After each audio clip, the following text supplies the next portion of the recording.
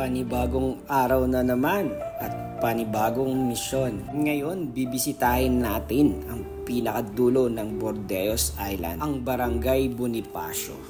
4 to 5 hours din ang biyahe papuntang Infanta, Quezon. Morning!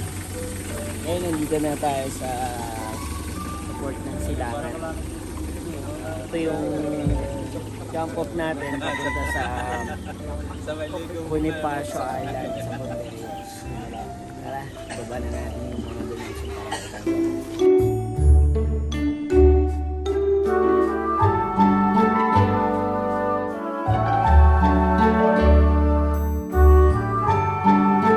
Anim na oras naman ang biyahe sa bangka, depende sa alon.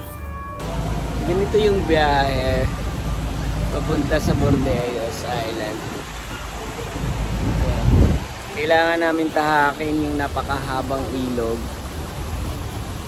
Yun nga lang, kailangan namin makalabas bago mag alas 7 ng umaga dito dahil naglo-low tide daw.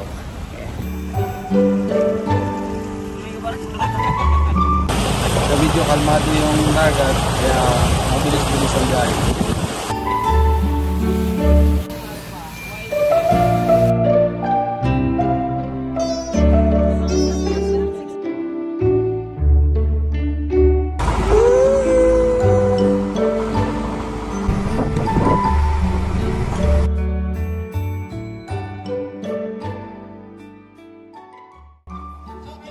Ready na ang mga bata at ang mga magulang.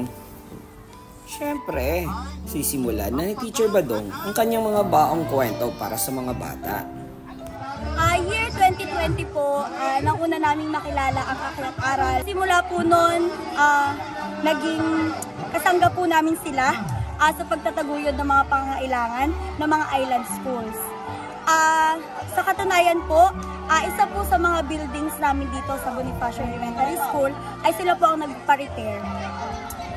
Year 2022 po, pumunta naman po sila sa Nibawan Elementary School at Kabungalanan Elementary School kung saan nag-benefit po ang 300 plus families. At ngayon, luckily and fortunately, nakabalik po sila dito sa una nilang beneficiary school, ang Bonifacio Elementary School. Ang Aklat Aral ay ginawaran ng bawat kaagapay award ng Division of Quezon noong 2022.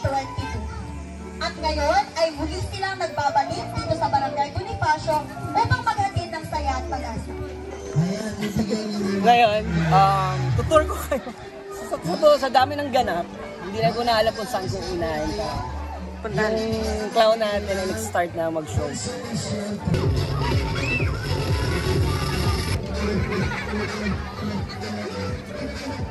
Nasaan ang daya? Wala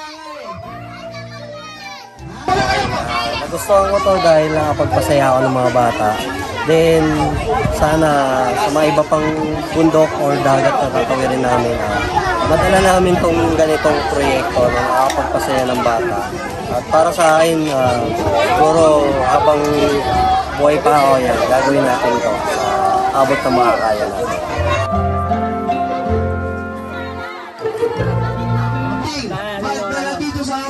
Petero natin.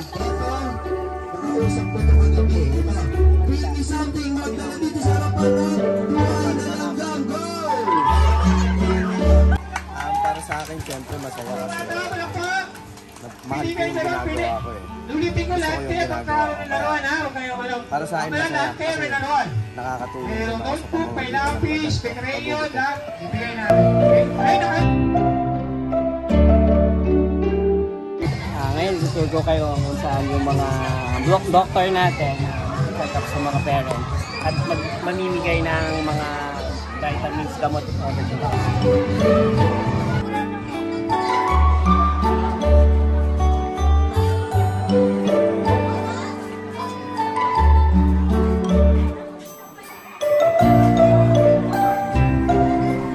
Ang dami actually yung mga high blood na hindi nila alam na kailangan palang laging mag-iinom ng gamot, na mini-maintain yung iniinom na gamot. Kasi iba, hindi rin alam na kailangan pala nilang magpatingin. Pangalawa, marami nang nahihilo dito. So iniisip ko baka heat stroke o heat exhaustion dahil na rin sa init ng panahon. Tapos may mga makilanginan na mga ubusipon which is already typical. Mostly sir, meron tayong salvage kasi dito na kailangan bigyan ng attention. Dahil sa kakulangan po natin dito sa komunikasyon, it's nagkaroon doon ng problem sa bones ng isang pasyente natin. Ngayon, kailangan natin mabigyan ng tulong po sa kinauukulan na sana bigyan nila ng maunang lunas kasi hindi po natin na hindi natin mabigyan na malaman kung ano yung sakit niya.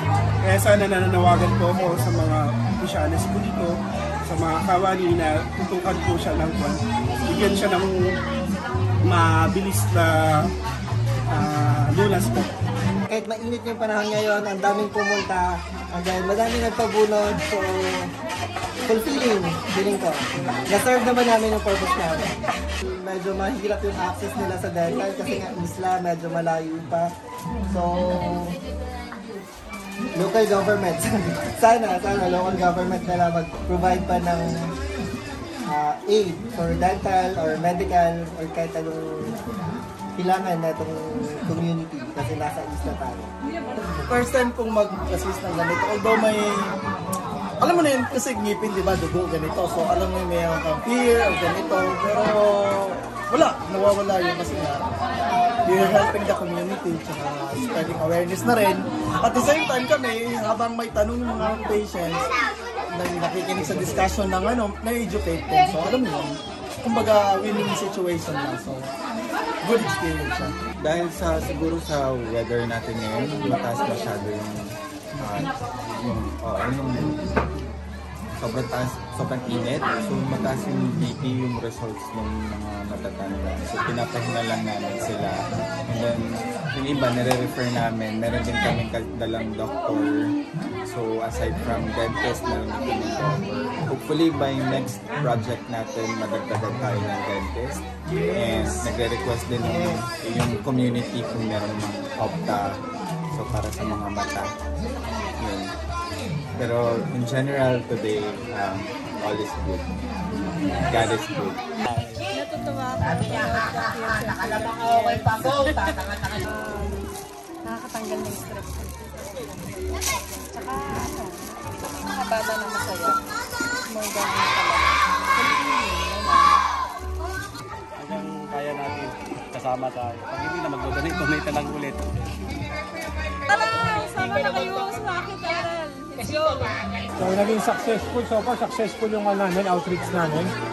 May marami kaming activity like storytelling, feeding, crowns, hair cutting, meron kaming dental team, meron kaming medical team, sasagawa ng medical check-up. So overall, ito sa success outreaches.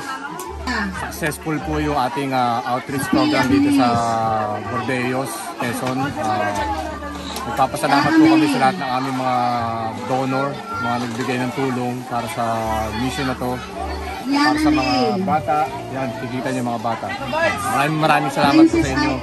Kundi dahil sa inyo, hindi matutuloy itong mission na to. Muli po, maraming salamat sa ating mga donor. Thank you. Malaking pasasalamat po sa Akyat Aral organization na pinapaabot po ng aming tanggapan. Kami po ay lubos na natutuwa sa inyong mga naipagkaloob mula po sa mga kagamitan ng aming mga kabataan. Malaki pong bagay ang inyo pong nadala na talaga pong madadala ng mga kabataan hanggang sa kanilang paglaki. Sana po ay tuloy-tuloy pa yung ating ugnayan at sa bandaron pa ay kami ay magabayan niyo pa rin ang aming mga mag-aaral para po mas mapabuti pa namin lalo yung kanilang buhay sa patutunguhan pa. Maraming salamat sa Balay Kalma Resort sa pagpatuloy sa amin at sa lahat ng tumulong upang maging posible ang project na to mula sa mga teachers, magulang, vice mayor at sa kapitan. May napagtagumpayan na naman tayong bagong misyon. Uuwi tayo na may ngiti sa ating mga puso. Ganda ng mga bakawan dito. Ako si Kuya A at magkita-kita tayo muli sa susunod na misyon.